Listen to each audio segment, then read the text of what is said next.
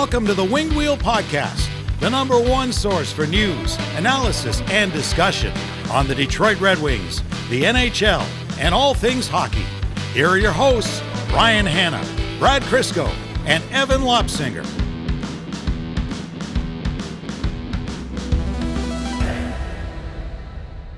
Now sometimes you see like famous people or really prominent athletes and they always have an entourage around them. There's just like guys and it's always the same guys, and you might think, oh, that's their, business manager or their agent or something, but it just seems like they're buddies, right? Sure. And they always say like, oh, that's such and such's camp. Like that's Evan's camp. That's Kawhi Leonard's camp. That kind of thing.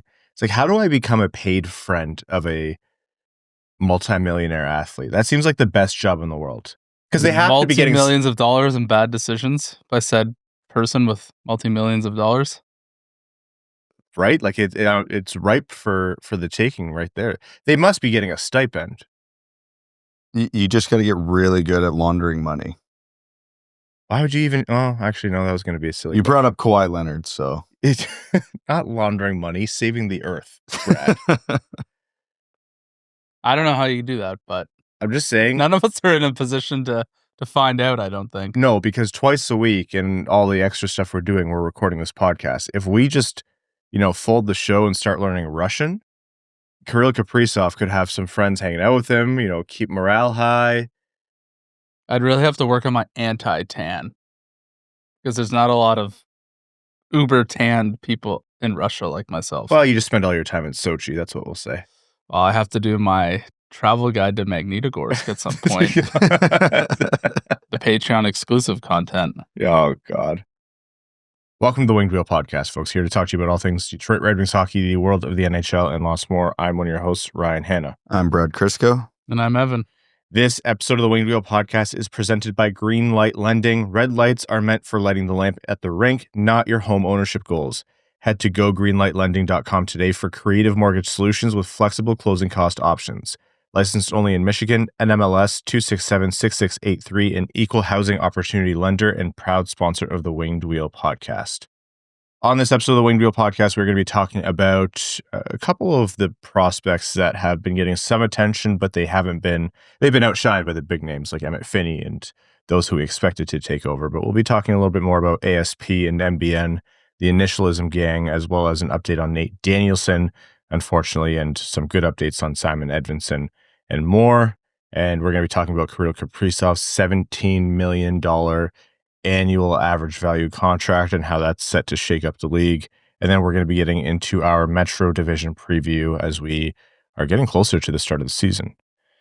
Very quickly, the Winged Wheel Podcast is primarily supported by our Patreon supporters, patreon.com/Winged Wheel Podcast if you want to support the show. And go to wingedwheelpodcast.com/Red Wings for tickets to Winged Wheel Podcast Night at the LCA in partnership with the Detroit Red Wings. We record a live episode of the Winged Wheel Podcast at the LCA right before the game starts. So your ticket gets you access to that live recording featuring special guest Ken Daniels and other special guests. You also get the special co-branded Detroit Red Wings and Winged Wheel Podcast merch, this time a Centennial themed blanket with their Centennial logo and our 10th anniversary logo. It's a really awesome design, really cool piece of merch that we have this time. Your ticket is discounted, and it also represents a donation to the Jamie Daniels Foundation, and of course gets you into the Red Wings versus Sabres game on Saturday, November 15th. So again, wingedwheelpodcast.com/Red Wings, or go to the link in the description. Maybe let's start with Nate Danielson. Huge bummer, because Todd McLellan said without saying he was poised to probably make this team. And he goes down with an injury after what looked like an innocuous play behind the net, maybe his arm or wrist or something.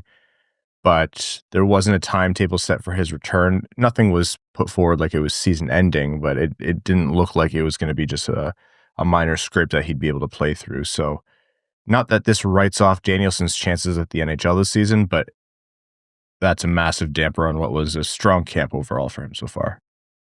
Yeah, not a lot of silver linings to draw from this, other than maybe the McLellan comment in the sense that okay, the eye test was matching for him as well as all of us. Hopefully it's not too serious. I think I saw something that he's still skating.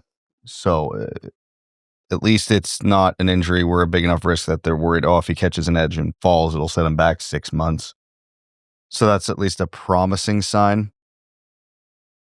Yeah, hopefully because he made such a good impression, and if he's out a couple weeks or a month or whatever it ends up being, the rest benefits him, because that's the one downside the rookies always have going into a season is they play the rookie tournament, they play the training camp, they play a lot of preseason games, and then by the time the season actually starts, they're well into it. So I guess the one silver lining would be maybe it doesn't exhaust him as quickly as it would a typical rookie. It means, too, that if he needs a ramp up in Grand Rapids, it won't feel like an insult or you didn't make the team. Oh, no, it's simply a conditioning stint. And then he can go in with a better mentality and not feel so defeated about it if it does end up happening. But yeah, like I said, other than that, not really any silver linings to draw. An injury like that just sucks. With his position on the team, too, like the team views him, I don't want to say the same way they view Marco Kasper. They're different players, but in terms of like they want him to be an option down the middle behind Larkin long term. And he looked ready to at least take that in a depth capacity, if not more, as the season went on. So you have to imagine, as Brad said, that's what he'll be ramping up to as he gets back in. It's just hard, right? Like imagine you're in his position and you're working your ass off to make the NHL team, and then you go down with an injury, and then you're like, even though you're going to get there, it's like until you cross that finish line is probably a bad way to characterize it, but until you cross that line, you still haven't made it. And it's kind of like an anything can happen kind of thing. Regardless, I don't think the sky is falling. I don't think it's, this is some catastrophic career altering thing. It's just, injuries happen, but the timing is a bummer. And hopefully Danielson can come back sooner rather than later. And we see him in the lineup sooner rather than later. The good news is he still should be able to break into this team as long as he's performing the way he was in camp and preseason leading up to the injury. Yeah, might need a couple games in Grand Rapids now to get the pace back. Obviously, he's played a lot of preseason and exhibition games. When you lose even a little bit, especially as a young guy, the timing comes off a lot. So, yeah, it sucks for him. It maybe helps with the roster question marks, positions, who's going to be filling in, who's playing where. So I guess that's maybe a silver lining a little bit, even though if you had Nate Danielson as the number one option to graduate, then that sucks. But I think it sort of helps paint the picture on some other guys as well, if they're going to be able to stick or not. So we'll see how things go for Nate, and hopefully he's back soon. Good news is Van Riemsdyk is expected to join the team today, as of October 1st for practice, and Edvinsson has been cleared for contact and should play the final game or two of the preseason. So he will actually have a couple reps there to shake off the rust in advance of puck drop on the regular season. And that's actually really good news because it's a good amount of time before the season for him to not just play those couple of games, but get full contact practices in. So good that the Red Wings are not starting the season shorthanded on defense. Oh, that's good, yeah, because that still gives him, about another 3 or 4 weeks before the end of preseason, so he's still got some time to heal up. 3 or 4 weeks? Yeah. Months? Months, yeah, that's probably. Put up Christmas decorations, start halfway through taking him down, the season will start. Feels like we're about that far away. Yeah, and then right after all that's over, the regular season's about to start, and he's good to go, and he'll feel like $1 million. In case anyone was like, oh, maybe the preseason is not too long because this is all very exciting. The excitement did peter off after a while. Like that loss against Pittsburgh, the 2-1 loss at home, where nothing happened. We were talking pre-show about the game that happened, and we were talking about the Chicago game as if it was the only one that happened. And a few minutes in, I looked at the schedule. I was like, oh yeah, the Pittsburgh loss. No, that was a really good indication because truthfully, that Pittsburgh game, as much as I dislike the preseason, the first few games, you're really excited to just see hockey again. You know what I mean? Mm-hmm. You know what you're getting into at the preseason, but it's like, I don't care. I haven't watched the Red Wings game in months and months and months. I'm ready for this. That Pittsburgh game was the first game where I'm like, I really don't care to watch this anymore. Let's get on with the real thing. Yeah. And was a great show of solidarity by the Red Wings to also show they felt that way. Look, man, the most ethical hockey team in the league, the Detroit Red Wings. Okay, let's jump into the initialism gang, the ASP and MBN. And Axel Sandin Pellikka is a name that's come up a couple times in the comments where people have been saying, do you not expect him to make the team? Like, you're not talking about him too much. And he's an interesting player at this point. Last night was really interesting because I thought that was one of his better showings so far for him at a pro level. What do you make of his, training camp, preseason development so far, and what do you see for him in the, short and medium term future with either the Red Wings or the Griffins? Well, early on, to steal a phrase from McLellan, he was riding the brake. You could just see. Mm-hmm. And not that he was doing a lot of things wrong or bad, but at the same time, he wasn't doing a lot of the things that makes him who he is, right? Last night against Chicago, we saw him get a little more comfortable trying some things at the offensive blue line. He always activates, but it looks like he was just activating a little more aggressively last night. Yeah. His passing's always been on point. His defensive game's been solid. And again, that's always been his calling card in his own zone. It's solid, not spectacular. I did think it was interesting that he was getting an extended run on the penalty kill last night. Mm-hmm. Now, some of that was, who took certain penalties, and it's preseason, so let's see what happens. Probably never going to play PK in the NHL, but you never know. Let's give it a shot. It's the exact time to screw around with those things.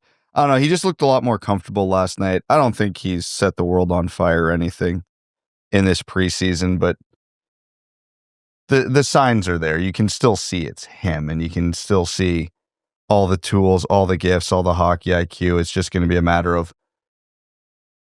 again, to just keep going with the analogy, how long it's going to take him before he just puts the pedal to the floor.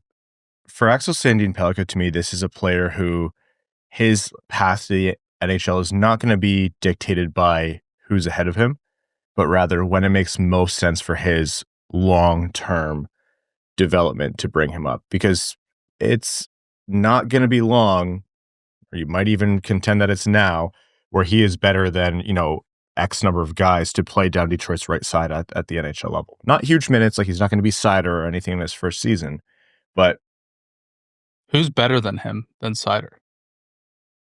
Edvinsson. I meant on the right side. Oh, Johansson. Now? Yeah, after a spinorama yesterday. I'm telling you, Erik Karlsson at home, man. But it like you could put him on that roster and you could look at the rest of the guys that he beat out and you'd say, yeah, but that makes sense. But that doesn't make the most sense for how he has to adjust to the game long term. Like, he doesn't have the advantage of what Seider and Edvinsson have, which is monumental size, and he needs some more reps playing at the North American ice, and you've seen that adjustment period. I'm not saying he can't make it. Like, I think he's actually acquitted himself quite well. To me, what we've seen from Axel Sandin Pellikka is a really good expected result. This is a top prospect in the league, a top prospect for the Red Wings, who has shown, as Brad said, all the signs of what makes him a special prospect. And any of the growing pains or what looks like rust or needing to align himself with the game, that's all been what's normal for a player of his size and stature and his development path. I think it's impressive that he's even making people have the conversation of, well, could you put him on the roster right now? Because I think the team's expectation is that he's going to go to Grand Rapids and just, whether it's for half a season, a full season, 2 seasons, he needs time there to just fully make sure that Axel Sandin Pellikka is ready, rather than the Detroit Red Wings need help, if that makes sense. You know how most prospects, they come up to the preseason games, you don't notice a lot of them. You see glimpses of why they were drafted. Then you see them again in 365 days, and you're like, holy crap, like, who is this guy? He's lighting the world on fire. I feel like we're watching ASP have that adjustment period from the red and white game till now. You can tell you can see how much he's absorbing and understanding the pro level game, the North American game, and his growth from the start to right now has been incredible to watch. I think for him, it's all, there's obviously some timing things as a defenseman, but I think for him, it's just, which is crazy to say, I think it's a lot of confidence, knowing that he can still do the things that make him exceptional at a higher, more difficult level. And we're starting to see that. Tyler Bertuzzi is anyway. No, like 100% agree. Like you're almost gonna look back in a few years and you're gonna think, wow, I can't believe at any point anyone thought that this guy wasn't ready. It's that people forget that development paths are development paths and it's not all instantaneous like the best prospects in the league. And you're almost, I say this a lot, you're almost spoiled by the Seiders of the league where they come in and are immediately top pair defensemen and you're like, that's an aberration. That's just not how these things happen almost all the time. With Sandin Pellikka also, like, it's not just his offensive acumen, the way he thinks the game, the confidence to activate.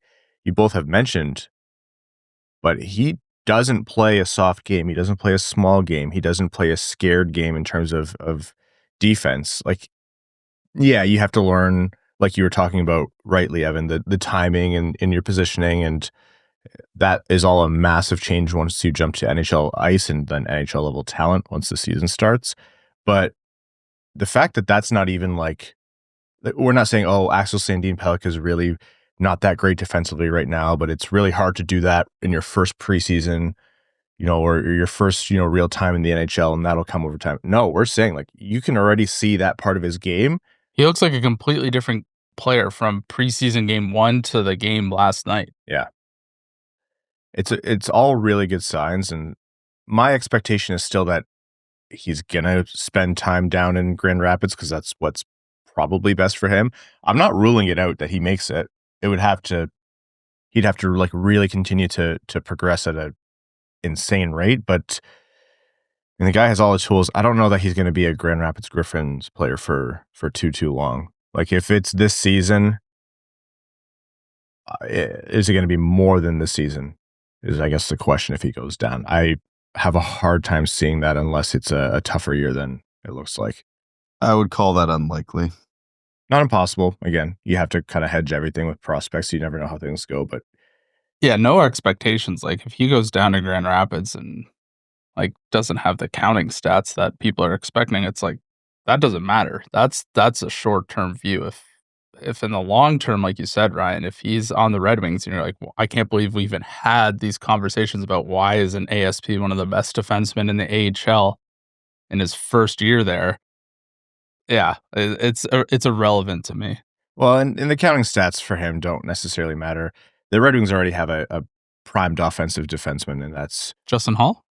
It's Albert Johansson. Oh, okay, sorry. I saw a stat, and I cannot confirm this, so God, I love when Evan does this. Yeah, here we go. That ASP has played the highest amount of time on ice out of anyone in the NHL in preseason. I'll look that up, and we'll let you know after the break when I have a chance. So he's getting his looks. a lot of competition. Yes. Yeah. MBN. He scored from the slot, made it look easy with that rip. Larkin found him in front, and we talked about him, I think, the last couple of episodes here, but man, his shot, like, that is an NHL level shot. That's another guy. That's Brett Hull, like, he's going down to one knee, ripping the puck. Yeah.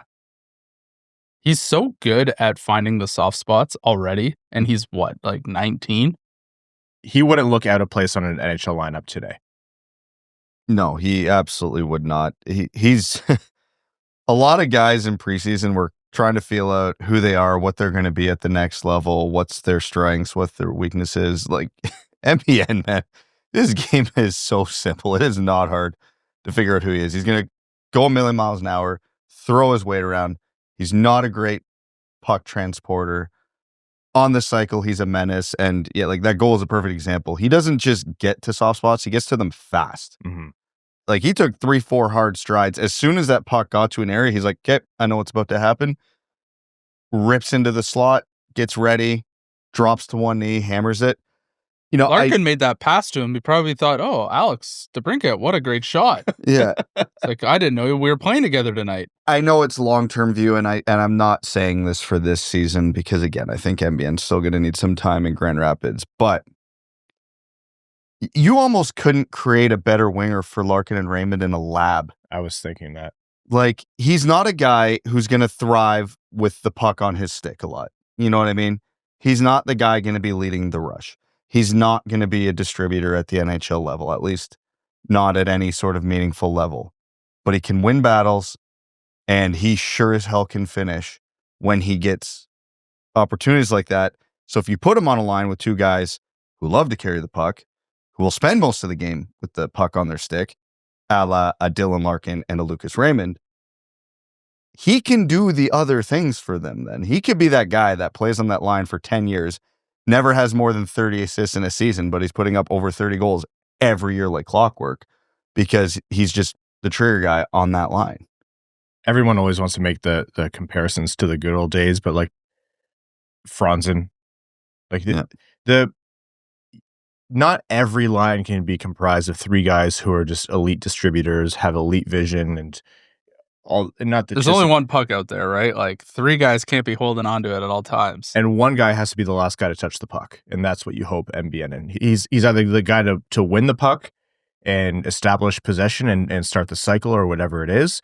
And not to say he's like he can't move the puck at all. It's just not his calling card, but his advantage in where he can, break a shift and win a shift against the opponents is, like you guys mentioned, his shot, his ability to play out there like a wrecking ball, his ability to protect the puck and be the last guy to touch it. And, for a lot of the same reasons we watch Marco Kasper, you're like, yeah, wow. Once he was here, like his game, after a very short period of ramping up, his game really took off, and that is an NHL-ready game. That's the envy of the league. I see so many of the same signs with Michael Brandsegg-Nygard, and I don't think we're going to get through the season without the rest of the league taking notice of that.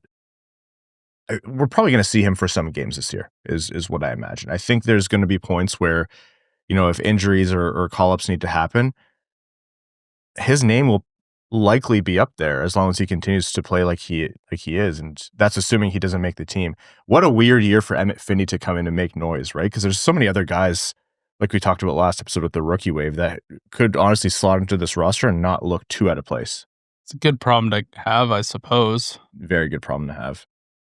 And on that note, we've confirmed that the NHL does not keep preseason stats readily available. So Evan, I'm gonna just make up some stats from now on. I want you to know, you do that quite often.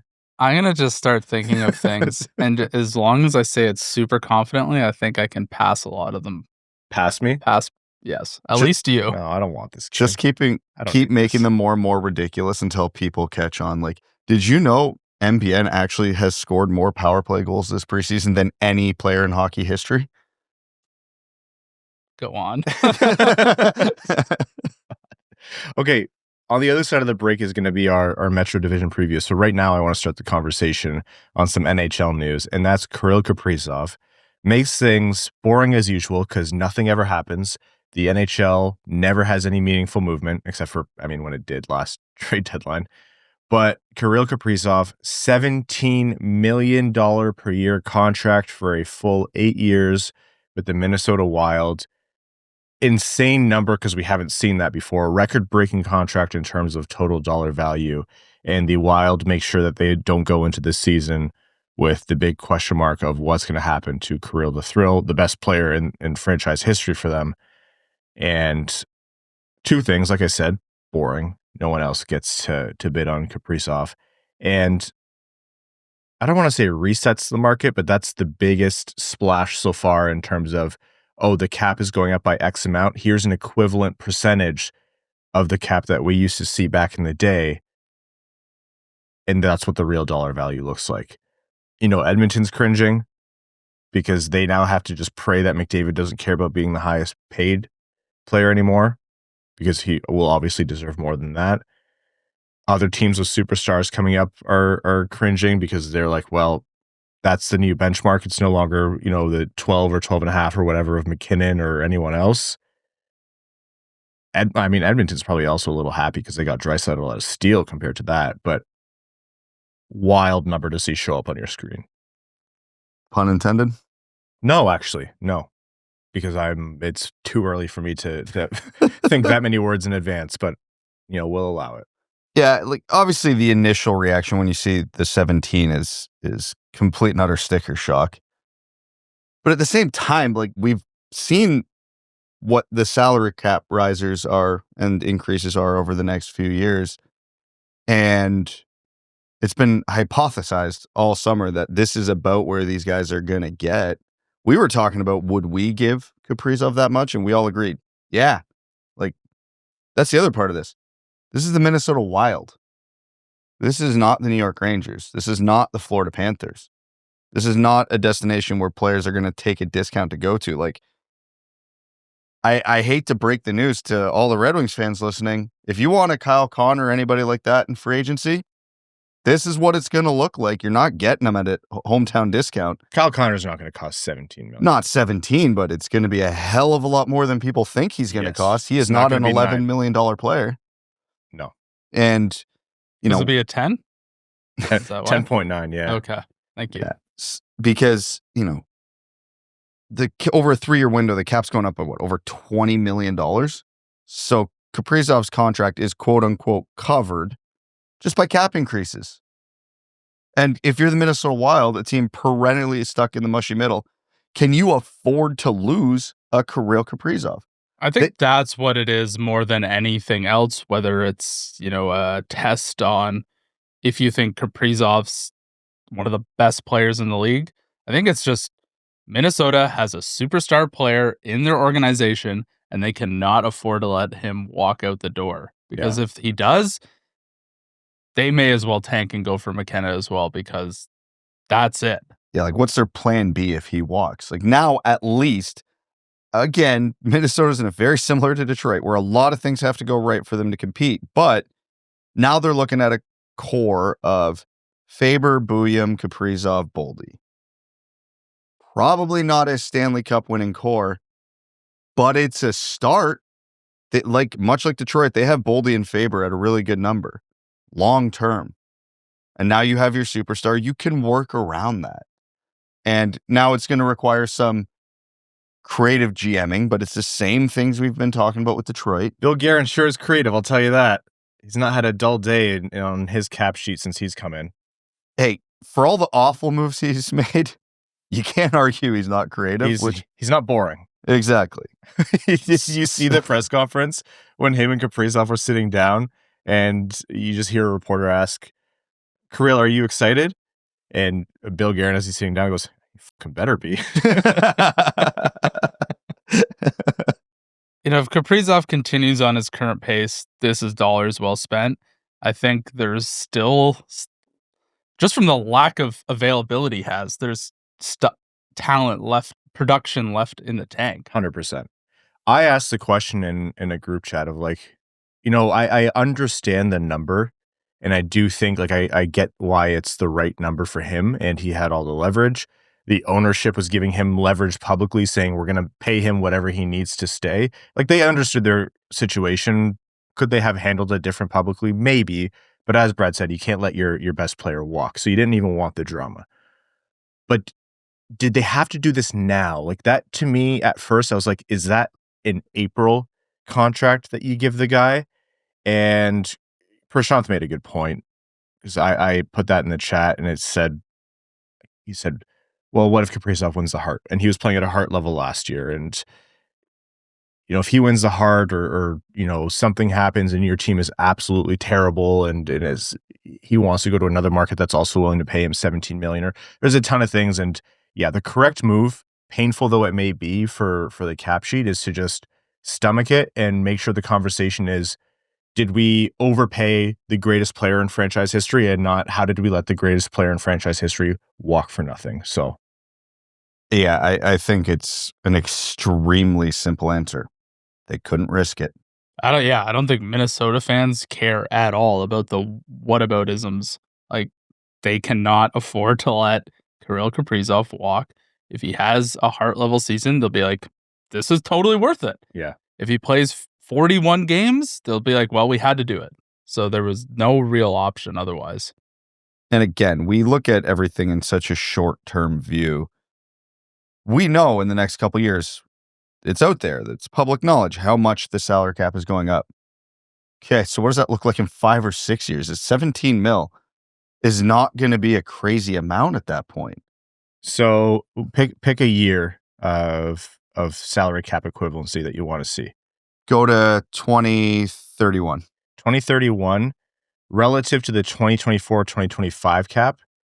In 2031, it'll be equivalent to a $11.7 million contract. Unbelievably reasonable for Kirill Kaprizov. Yeah. And I mean, when you're going that far out to get to that number, like but that's within this contract. It's not, you're not getting any surplus value in the interim years, right? Like he's getting the full value of his contract with the recognition that the cap is going up. So it's fair, but it's not like surplus value for the team. It's not nobody's saying it's a bargain. Nobody looks at $17 million and going, oh, Minnesota got a deal. I think another place where it does bring sort of intangible value is they have Kirill Kaprizov. Mm-hmm. You know, they've got some interesting young players who could be elite to, top end talent. They've got who they're hoping is one of the best players in the NHL. That helps bring in free agents. That helps, guys waive no move clauses. So I think there's some value there as well because, we Red Wings fans have seen when you don't have a superstar, you can't use it as leverage to bring players in. Yeah, like I made the point yesterday of like, God, I am so happy that Larkin, Raymond, and Seider's big contracts were signed right before salaries exploded. And I mean that. I think it's a huge advantage. And I mean, the next step is the big question. But at the end of the day, Minnesota has a Kaprizov, and so many other teams have nobody close to him. A couple interesting points about Kaprizov's contract. In terms of percentage of cap, he comes in right between Ovechkin and Crosby. Like when Ovechkin was signed in 07-08, like Ovechkin was signed for 18.96% of the cap. Crosby 17.3% of the cap at the time, and Kaprizov 17.8% of the cap, according to Jean-Francois CBA.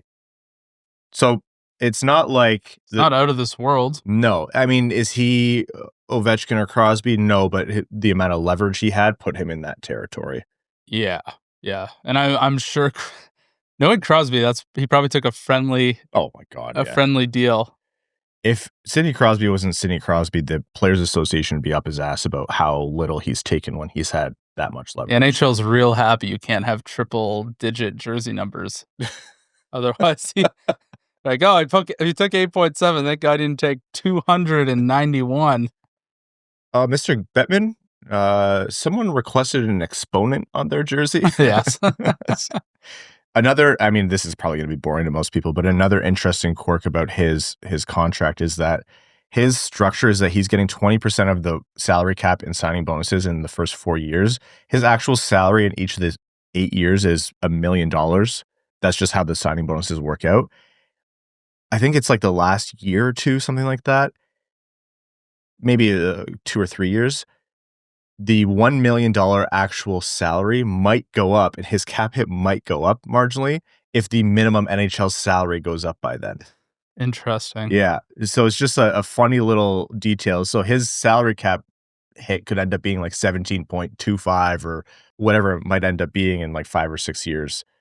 These are essentially the Dubas deals, right? With Marner, Matthews, like where they get basically it all up front in signing bonuses. Yeah, as they maxed out how much they can, thereabouts how much you can get in signing bonuses. You think you get that in an e-transfer? How many numbers will Venmo allow? Can you imagine? I'm telling you, man, we got to be part of his entourage. Now, I will say, going back to what I mentioned earlier, the whole this feels like an April contract. I am sure there are a lot of other GMs in this league who are thinking, God, Bill, did you have to sign this now? Like they knew this was coming. These numbers weren't going to be crazy. There's only so long they were going to be able to get away with, oh, well, percentage of cap would put you at 15 to 17, but that's just too much money and we're not doing, that's too big of a number. Eventually someone was going to lose that argument. And it took the Kaprizov level of leverage, but this now changes the market. He is now a benchmark for anyone who's even remotely close to a superstar. You're now going to have players who are obviously not as good as Kaprizov, but not far off, saying, okay, well, if Kaprizov got 17, why are you offering me 12? I'm at least 15 and a half. I'm at least 16. I'm at least 14 and a half. Like, they're going to be tethered to him. And that's not a big pool of players, but those are the ones that matter on your cap sheet. How much are you paying your best players? Less so now that you're no longer dealing with the $85 million or so cap and things aren't flat anymore. But you never know what happens. Like maybe things stall out at 113 and a half, and so many years down the line you're dealing with some restrictions again. You don't want to be burned, and you've lost a lot of leverage to get guys in for cheap. Like it is flat out asking for a discount at this point. You can't even trick anyone. Well, this could go a couple ways, because if none of the other upcoming free agents sign, call it in the first half of the season, like the Kyle Connors of the world, if Kaprizov has an okay year, there's nothing special. Every GM is going to go, yeah, look, they paid him 17 mil, and now they're screwed. We're not doing that. But if he is the Kirill Kaprizov that we all know and we expect him to be, then yeah, you're absolutely right, because Kyle Connors is going to sit there and go, you think I'm 4 million less than him? Good luck. He's going to get 14, 15 mil. And if he wants it, he could probably. Winnipeg's kind of in the same boat, right? Like they're not New York. They're Minnesota North. That might be generous. Very north. Yeah. Like they, barring their owners coming out and saying, hey, we need to keep this guy at all costs. Like they don't have a whole lot of leverage either. They're not that much further north than. No, they're actually surprisingly close. They're actually south. I mean, South Detroit is Windsor, Ontario. That's true. Yeah. Okay, we're going to take a quick break here, and after a word from our sponsors, we're going to get into our Metro Division preview. Back after this. New team merch is cool, but you should get it because you like it, not because you're trying to cover up thinning hair. What you actually need is a plan to deal with hair loss directly. That's where Hims comes in. They provide access to personalized treatments that use proven ingredients designed to slow down hair loss and promote regrowth in as little as 3 to 6 months. Whether that's chewables, oral meds, sprays, or serums. You fill out an online intake form, a licensed medical provider reviews your information, and if you're prescribed, your treatment ships right to your door. No waiting rooms, no hoops, just straightforward care. The whole thing is 100% online, so it fits whatever your schedule may be. If you're Brad and it's insane, it still works. With no hidden fees, you know exactly what you're getting. Hims has already helped hundreds of thousands of guys take action on hair loss and get some confidence back. Think of it like finally getting a solid top line instead of just patching holes from your depth. For simple online access to personalized and affordable care for hair loss, ED, weight loss, and more, visit hims.com/wingedwheel.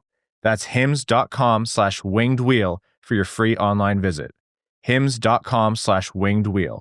Individual results may vary based on studies of topical and oral minoxidil and finasteride. Prescription required. See website for full details, restrictions, and important safety information. Welcome back. Metro Division preview. It's funny. I feel like in previous years, these division previews came on quieter episodes, and I feel like this year there's quite a bit to talk about. So this might be a longer show, but Metro Division preview, the last one before we get into the Atlantic preview, and obviously this one more relevant to the Red Wings because this is in the East now that we finished the Pacific and Central. Let's go team by team, and let's start from the bottom up last year. The Philadelphia Flyers and Trevor Zegras, who has like inverse seasonal affective disorder. Hockey players aren't the smartest. What do you make of Philly? Are they going to turn things around this year, or are they still destined for the basement? Which star-level goalie did they acquire in the offseason? Carter Hart's back? Not in Philly. Was it Vladar? Yeah. Ersson and Vladar. Yeah, basement again. I mean, you can like the addition of Zegras, which I do. You can expect Drysdale to take some strides. Obviously, Michkov's sick. Man, this is a team that's never been able to get a save, and now we're expecting Dan Vladar to be the savior? I could see between him and Ersson, like, getting it working out where someone has like a run hot and they're like that surprisingly decent goalie of the year, but yeah, it's a far from a sure thing. And even at that, the rest of the roster in front of them isn't great. Like I said, there's a lot of pieces to like.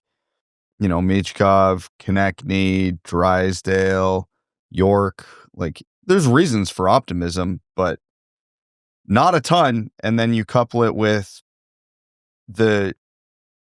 I'll word this politely, most uncertain goaltending duo in the NHL. Not a formula for a lot of, success. Or confidence, yeah. Yeah. I don't know, like, I like a lot of their pieces, and I think, like, they're not one of those teams where I look at them and I'm like, there's absolutely no way they can move up the order in the standings. If they stay healthy and, if goaltending is anywhere close to average, I could see it. I like a lot of what they have, but it's a lot of ifs. As Evan would point out, it's a lot of ifs. They do have one huge thing going for them. Their division is the worst in the league. Maybe the Pacific. But it's not a good division, and there's a lot of teams that I could see being in the same tier as Philly. Philly's an organization who I could see going hard for Gavin McKenna. Like, just I don't think they're bad enough. You don't think so?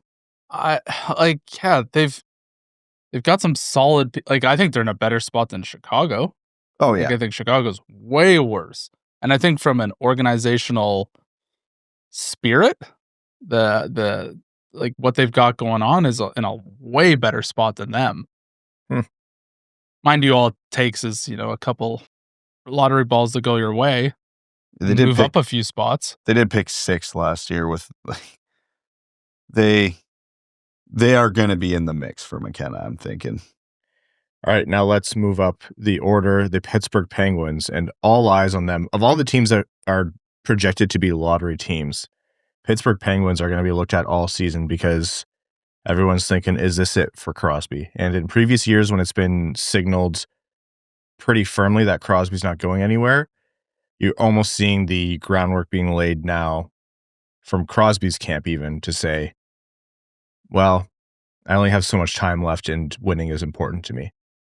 Does Crosby move? Does Malkin move? Does Pittsburgh go full sell and then go hard for McKenna and try to turn things around? Because it's not looking likely that they're going to move up the order this year. They're going to go hard for McKenna, but they're not going to move Crosby and Malkin. The NHL's boring. That would be fun. It's not going to happen. If those guys want to be Penguins for life, they're going to be Penguins for life. It's entirely up to them what happens. And has Sidney Crosby at any point in his career, right up to this very moment, given any indication he wants to do anything other than remain a Penguin? Well, I think he's started to talk about it. Where? Crosby has never given any indication. No, but he has said, like, when asked about it, like, he's starting to dance around the question a little bit. I feel like his answers are like he's not committing to anything. Like, I know you're reading between the lines really heavily with a microscope here, but it's hockey players. They hardly ever say anything, so that's all you can ever do. And Crosby's the ultimate professional, so he's not going to outright say it. I don't know. I could be wrong. It's been known to happen once or twice or 5 times so far today, but like, I just get the vibe that they're open to the idea because he has known, despite the competitive delusion that the best players in pro sports have, he knows the Penguins aren't going to win this year or next year or the year after, and he only has so much time left, right? Everyone is their own person, and they all have their own idea on how they want their career to play out if they're so lucky to be able to choose that. But he just watched Marc-Andre Fleury essentially leave. Well, I'd say forced out of Pittsburgh, comes back, does his PTO, 1 game, standing ovation, has his moment. Maybe that plants a seed for Sidney Crosby to be like, hey, I can do this too and still be remembered as a Pittsburgh Penguin for life. I think there's a lot of context to, how the season starts playing out. If they're just a bottom feeder and lifeless and just it's going to be one of those years, maybe he does start thinking about it. But if him and Malkin and Carlson and Letang continue to find the fountain of youth, that might change things too. So in terms of an organization, I think Pittsburgh wants to tank, but they've got these guys who just refuse to not try and win games. I think Kyle Dubas would be begging Sidney Crosby and Malkin to ask for a trade. Yeah. Like, that would make his job so much easier. Now, obviously, he's being a good dude and respecting their wishes and not making an issue of it unless they force the issue. But yeah, you know what's a hell of a way to kickstart a rebuild? Getting 5 first-round picks and 6 players for Sidney Crosby. Like, you need like an OHL trade, yeah. Like, it'd be insane what the return they would get on some of these guys. But there is also the risk of, can you really go scorched earth? Because the teams who burn it to the ground, Chicago, tend to not climb back up. You got to bottom out, but only to a point. So you also got to factor that in, because they're probably going to trade Raquel in the next year or two. They're going to trade Rust in the next year or two. Even if they don't trade Malkin, he's probably only got a year or two. Like, none of the prospects in their pool right now are anywhere close to being NHL ready outside of McGroarty, and he's a middle sixer at best. I think this might be Malkin's last year. Finish up the contract. Yeah. So the Penguins are in an awful, awful spot. And I think the only way to get out of it truly is with getting a killer return on Raquel, Rust, and Crosby. The one saving grace, though, is, as a fan, is you just enjoy the time that you've got this sort of core remaining. Enjoy the fact that you essentially have gotten to see Sidney Crosby for his entire career. Let's worry about the decade after they're done. For now, just be happy that you got to witness these guys just be superstars for 15 years. But also, the one thing that's got to be at least in the back of your mind a little bit this whole time, the one time in the last 30 years the Penguins were bad, they almost moved. Yeah. That's I don't know how much confidence you can have in the fan base that a lot of money backing that team now, though. Like, it's a bait, like that ownership. Yeah, but Fenway's trying to sell. Yeah, I don't know, man. There's a lot of uncertainty behind the team right now, and I don't think Sidney Crosby's going to come in and buy the team and save it. There's no way. I don't see it happening, honestly. No, but even if they don't move, and I'm not saying it's that extreme, but like, that could be a team that could be looking at their bottom line going, can we bottom out for 10 years? No. Can we do what Detroit's doing? Probably not. Have a $2 hot dog night. I'll come save the franchise. Yes. $2. Oh, big spender. Someone's well, in Kirill Kaprizov's entourage. Over the course of a season for Evan, that'd be like $30,000. Okay, we got to move on here. The New York Islanders, moving from the bottom up, and we've started with these 3 teams, and these are 3 teams that are poised, I think, to be in the worst half of the division. All 3 could be worse than they were last year, which is wow. I mean, it'll be fun to watch Schaefer. If he plays. He'll play. He'll play some games, but it's by no means a guarantee he's going to get a full season. I think he'll play. I'm not sure. His skating has really, really popped in the preseason. Like, even at an NHL level, he's an elite skater, but like, he's making typical defensive rookie mistakes. Noah Dobson left the team. I don't see movement on this team that allows them to take a meaningful step forward or acquit themselves as anything better than they were last season. It's another team who I kind of have resigned to the basement. And again, do you want Schaefer in that environment, or is it better for him going back to Erie and dominating? I could absolutely hear the argument for either. But I mean, most of the core players on this team too are on the wrong side of 30 and obviously not getting younger. They do have the ultimate wild card. They've got Sorokin.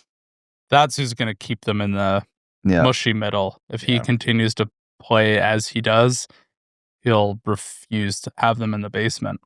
Unless he ends up in Edmonton by Christmas. If you'd almost be upset if you're an Oilers fan, because you're like, why don't we just do this 3 years ago? The New York Rangers, how are they going to turn things around if they are? Like, just all the drama behind that team. They added Gavrikov. They, changed their coaching situation. They now have Mike Sullivan. Chris Kreider's gone. Keandre Miller's gone.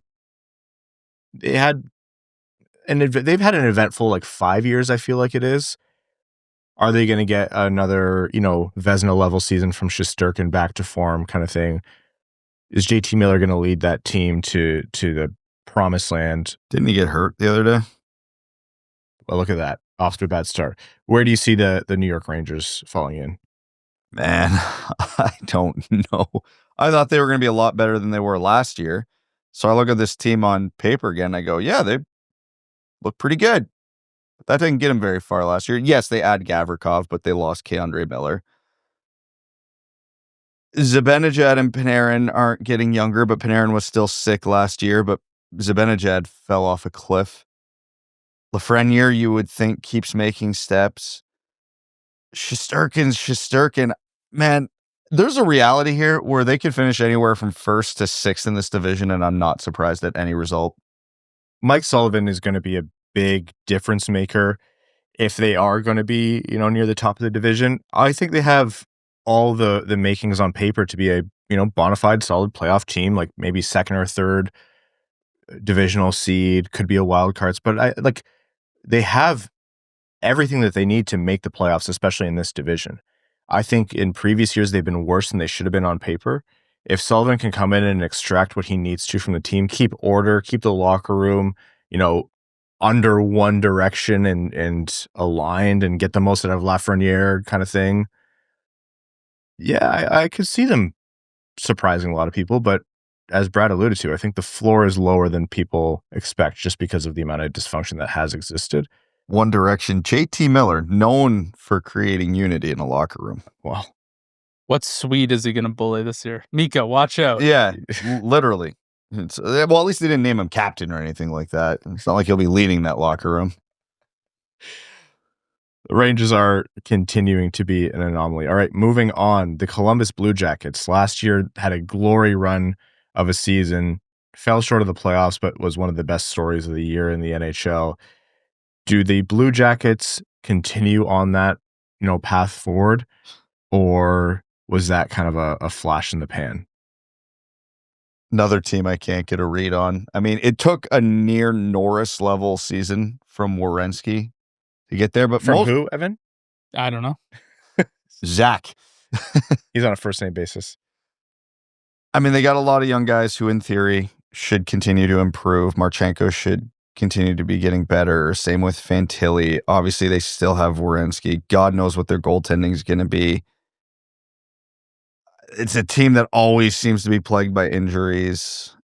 Man, I don't know. Again, same thing like the Rangers. I think the range of outcomes here is pretty substantial for the Blue Jackets. Again, anywhere from like 3 to 7 in this division would not surprise me. I think much like the Red Wings, a lot of their progress is going to have to come from continued improvement from those young players that Brad mentioned. And that's not always the easiest thing to predict because you look at, who came into the team and who did they add and what moves did they make.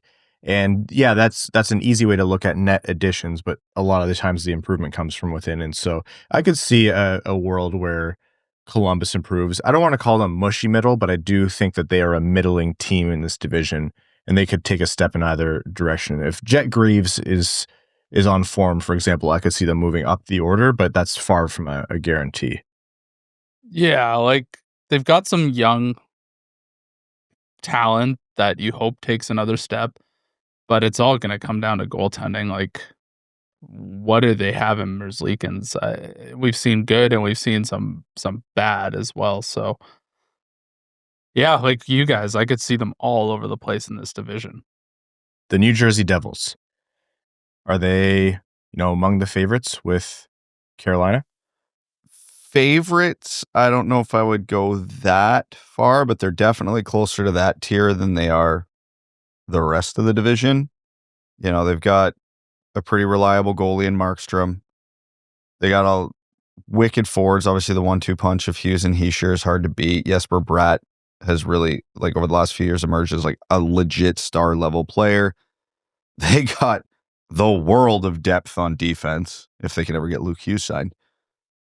I mean, there's not a lot of holes to poke in this lineup. Yeah, maybe the depth at forward's not great. Oh boy, if I could cheer for a team that their biggest issue was just some depth forwards. I don't know if they have quite the high end to, get into that upper echelon of the NHL, but like I said, I think they're closer to that tier than any tier below them. If this team's healthy, they're a playoff team. But this team has this... They weren't healthy last year and they were a playoff team. Yeah. Okay, so what I said wrong? Like, that's like the most, like, if I look outside, the sky could be blue. Like, okay, all right. Yeah, well, you're diving deep into that analysis. Neck out there. Oh, gosh. Yeah, like if Connor McDavid is just available, like I think he'll be one of the best players in the world. I do think we need to invest in like weapons of our choice underneath each of our positions on this couch. Call me crazy. I think if Moritz Seider gets hurt, the Red Wings might miss the playoffs. As my stupid intro was leading into, I think their ultimate direction is based on Jack Hughes, of course. Like him going down, like everything changes when he goes down. Same thing to a smaller degree with guys like Dougie Hamilton, but Jack Hughes dictates whether this team is like threatening for the division and can they challenge Carolina versus are they just trying to, not scrape in, but just get in because there's not really too much other competition. A bunch of Washington fans just reach through their screen to try and strangle you there. That's perfectly fine for me, like that's. But at the same time, there's a lot of teams that are in the mix. Yeah, no, spoiler. I'm not picking Washington to win this division again. So, because Carolina to me is the favorite. But, I mean, we'll get there in a second.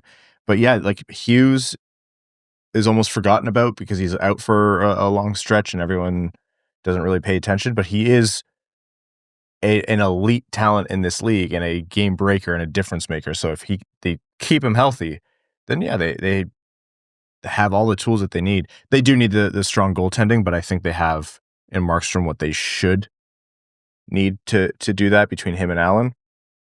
Yeah, their biggest issue is availability. Like last year, they had injury after injury after injury to the best players on their team. And if you want to have any success, that can't be happening. So I think New Jersey's going to challenge for the top of this division. That says almost nothing about this division and as a whole, but I think they're one of the best teams. They certainly got some great defensive depth, and they've got a guy named Angus Crookshank on their team. So how can you bet against someone named that? Who famously got his teeth kicked in by Simon Edvinsson. That's right.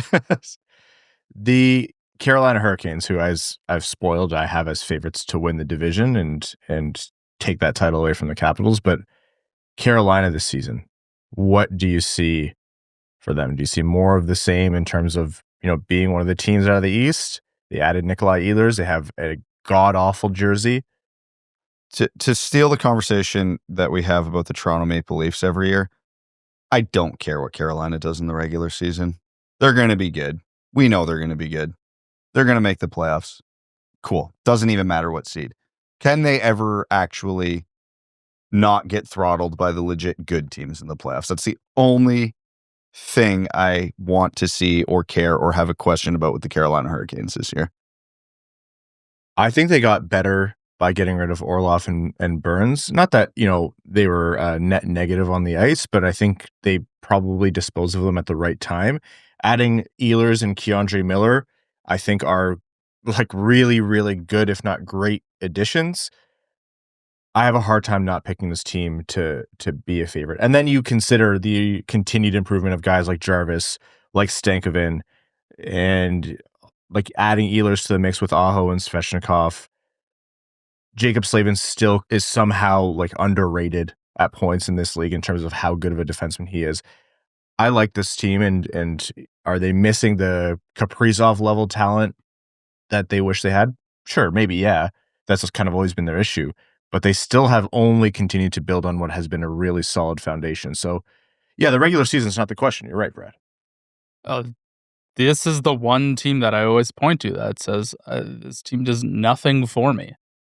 I don't think they're a legit contender. I don't see a superstar on that team. They just don't do anything for me. And until something changes, like, I like the way their team's constructed. They have a clear purpose on the types of players that they target, and they go out and get them. they somehow got Mikko Rantanen and then knew he wasn't going to sign and were able to acquire assets in the same week, it felt like. So the fact that they're able to navigate around asset management exceptionally well is a good sign. But when you put tires to pavement, like this team, until they do something, I'm not all that afraid of them at all. We need them to do something in the playoffs because right now of all the, quote unquote top teams in the NHL, Carolina is the closest comparable to how the Red Wings are building. Because if you're not going to get the superstars, this is what your path to success looks like. And yeah, I need Carolina to go on a cup run just so I can go, it can work. The Washington Capitals, who seems like they are constantly outperforming expectations, were the best team in the conference last year after the regular season ended. Do they go on another glorious run? Do you think they have more in them? The Ovechkin goal record chase is over. Is this going to be his final season?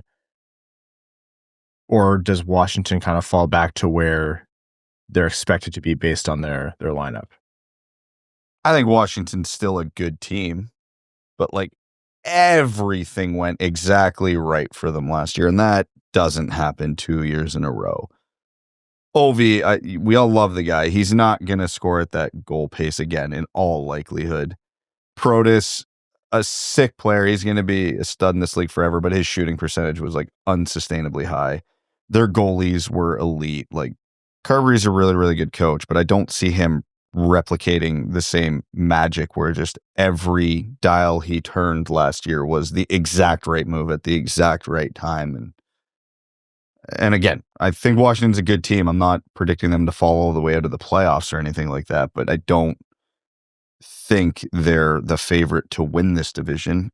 On paper, I don't like them any better than Carolina or New Jersey. Maybe not even the Rangers. Like, they're in that tier. So, if everything goes right for them, maybe it happens again. But again, just unlikely. I like Protas and I like Strome and how Strome really emerged in Washington. And I think those guys are the real deal there. I don't see, like, maybe there's regression, but I don't see them as like a complete flash in the pan. Obviously, you love McMichael's game, and Ryan Leonard taking a bigger role on this team could be a real lineup order shaker there, where it's an injection of talent. It allows them to slot their players better. And then Ovi's Ovi, And then if they continue to have a good Pierre-Luc Dubois and how they kind of fix his entire situation, you're backed by a really solid goaltending tandem in Logan Thompson and Charlie Lindgren. So I agree that they're not a sure thing, and I don't like them better than Carolina on paper, but I think they have all the same pieces to kind of outperform expectations again. I have them in and around New York, if not a bit better, the Rangers, I should say. I think they unless things go catastrophically wrong, I think they should be able to make the playoffs. Yeah, are they a President's Trophy level team? Probably not. I would imagine they're one of the teams poised for some regression.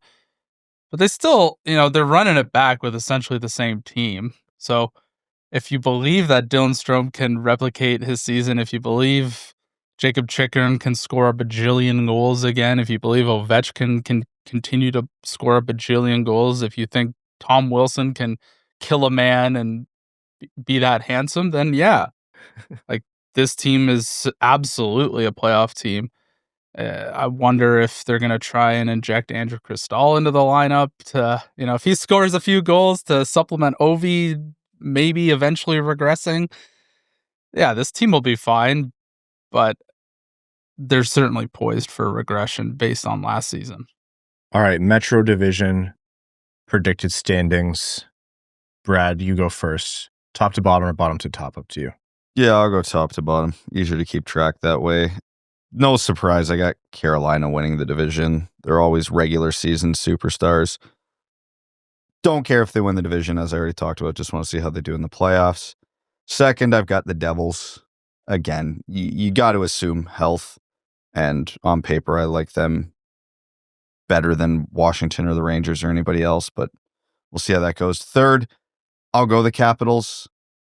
Again, I still think they're good. I don't think they're as good as they showed last year, but I think they're still a playoff team.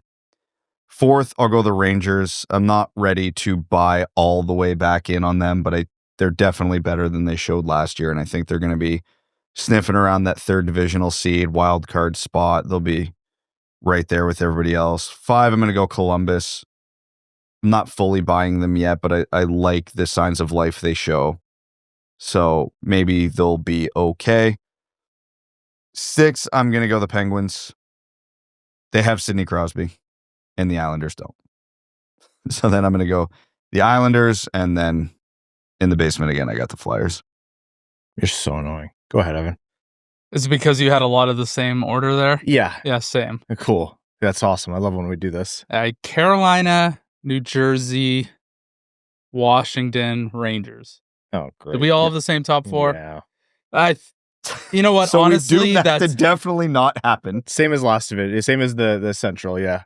But I think it makes a lot of sense, right? Like those, even if you don't believe that any of those or one or two of those teams could contend, like they're a cut above the other teams in this division. After that, it's kind of a gong show. It's, do you believe in Sidney Crosby or do you believe in the totality of Columbus? And for me, I believe more probably in Columbus. Like I just don't like the amount of questions Pittsburgh has going into the season, and that's going to cause a big distraction. After that, I have Pittsburgh. So I don't believe in them a lot less, but I still believe that Crosby can will any team to some amount of unsustainable success. After that, it doesn't really matter. I'll go the Islanders because they've got Sorokin. Who do I've got left? Philly, that's it. Yeah, cool. You know what? I don't identical even, 8. Ryan, pick anything I don't even else. hate Philly that much. Like I could certainly see them being better than some of these teams. Like I could certainly see them being better than the Islanders, maybe even Pittsburgh, depending on how their season turns out. I just think it's maybe a little too soon for Philly. So you and Brad have completely identical lists, and you have to go all the way down to 7 and 8 between Philly and the Islanders before you get any variation between mine and yours. And as I was putting mine together, you think the Islanders are going to be 8? I was like, you know what? It's a toss-up. I thought, just because I think it's like not... I was thinking more of like Michkov kind of thing in Philly, that maybe they have a little bit of a run hot and the Islanders eventually fall apart. The Islanders are like Boston to me, where like I'm constantly predicting their downfall and they're always proving me wrong. They're like the Timo version. Yeah, it is like the team. They haven't won a damn thing, but they refuse to die. But the Boston Bruins have only won one damn thing. They just have come close. No, they've tricked. They're confident in their abilities, and they tricked us. Then that's right. They're professional gaslighters. Although that's probably going to go away now that Brad Marchand's gone, and they're going to lose their ability to just lie to people and convince them. All right. So in general, the average order between the three of us is Carolina, New Jersey, Washington, New York Rangers, Columbus Blue Jackets, Pittsburgh, New York Islanders, and Philly.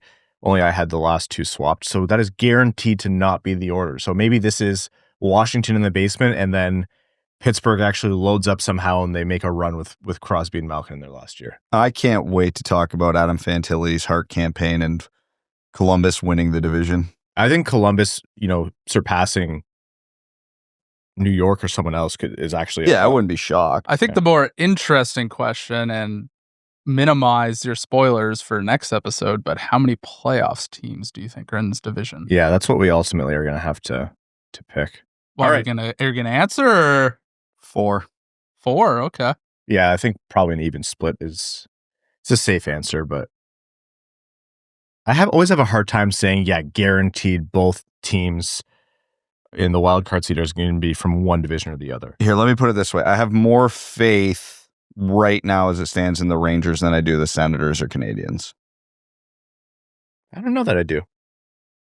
Okay, faith maybe isn't the right word. On paper, they're better than both those teams. But as we saw last year, that doesn't mean anything. But Igor Shesterkin will decide how correct you are. Yes. All right, we're going to take a quick break, and when we're back, the final segment here on the Wing Wheel Podcast, back after this.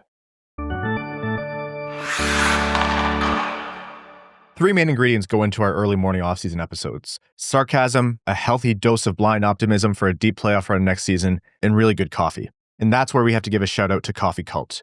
We started drinking it after one too many late night editing sessions, and it honestly ruined other coffee for us. You can actually taste the difference, seriously. They use specialty grade Arabica beans, work directly with farmers, and they roast everything after you order. So you're not getting stale beans that have been sitting around. It's roasted fresh and it shows. The dark roast, which is Evan's personal favorite, is smooth, full-bodied, and has notes of caramel and chocolate without that burnt aftertaste. The Sumatra is awesome and my go-to, really rich, deeper flavor with a bit of that brown sugar note to it.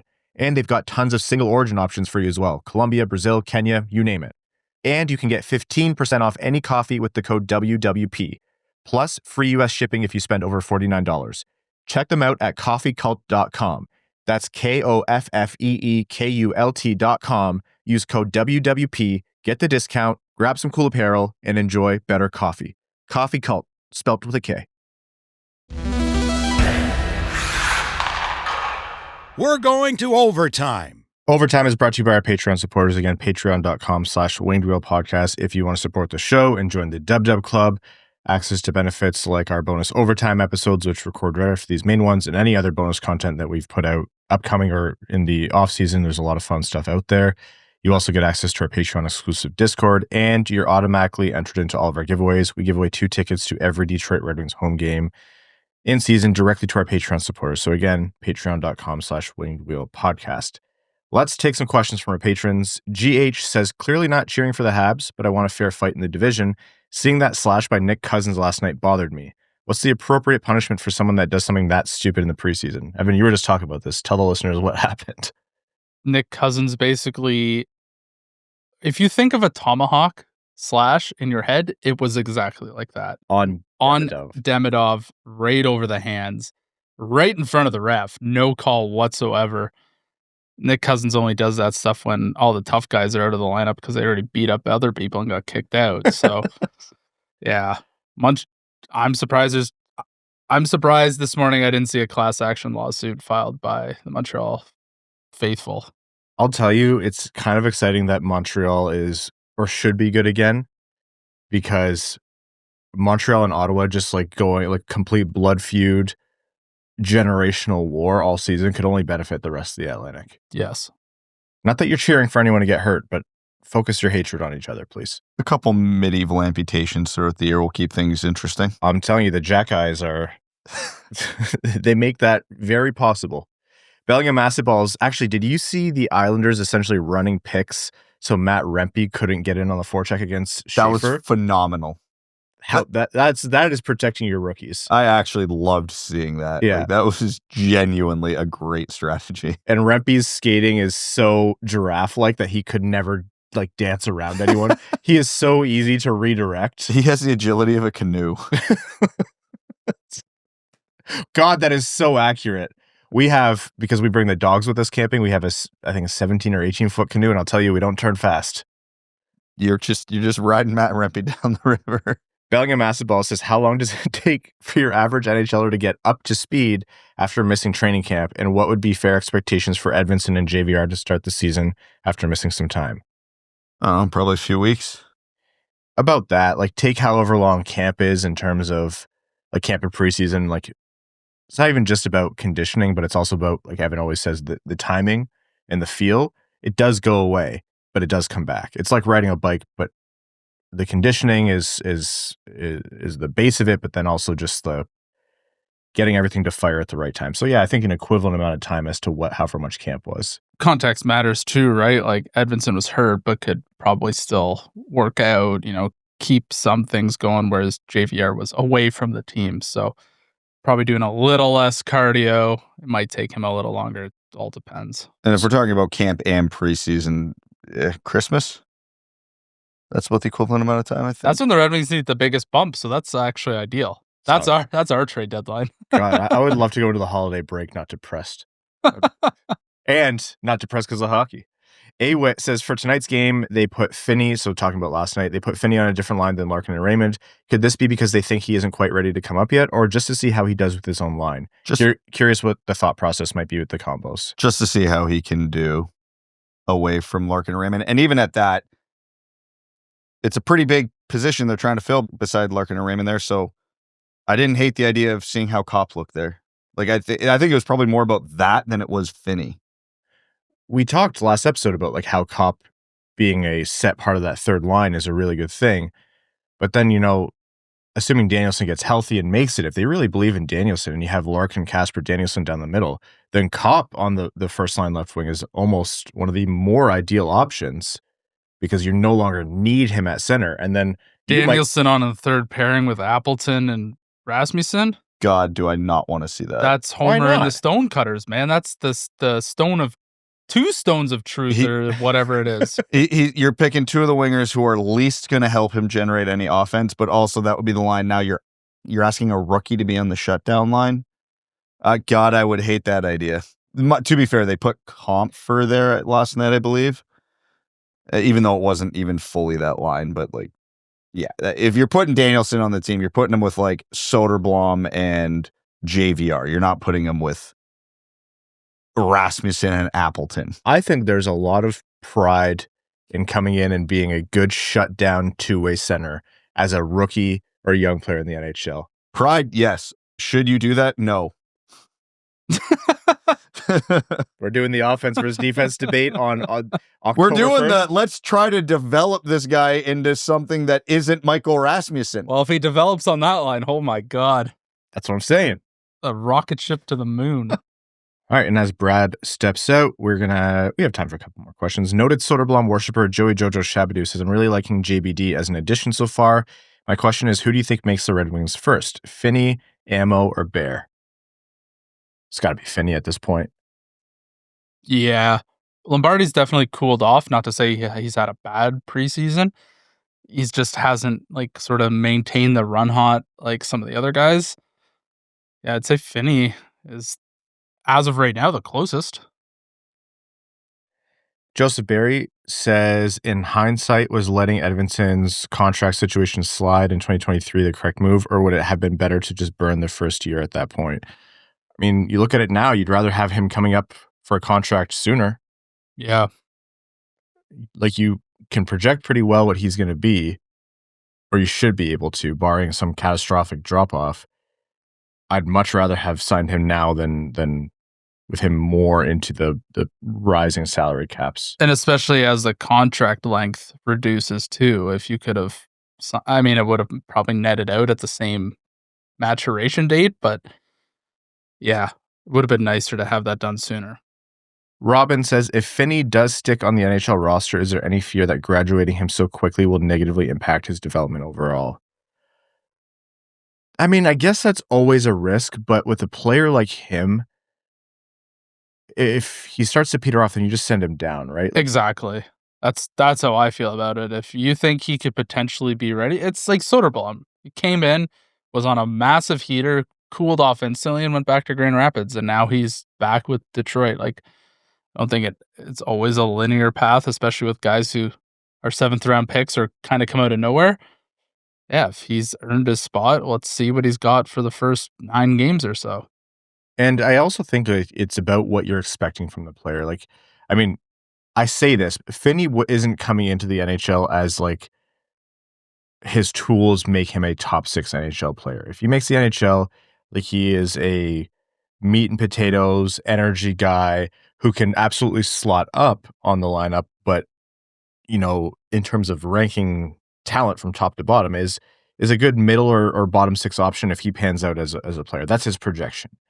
And with that, you have a little bit more latitude, right? Like, if you need a guy to be a top line player, like that is his path to the NHL and anything else is a failure, then you absolutely don't want to graduate him too early. Yeah. But that kind of game lends to being able to play up and down, as Evan said.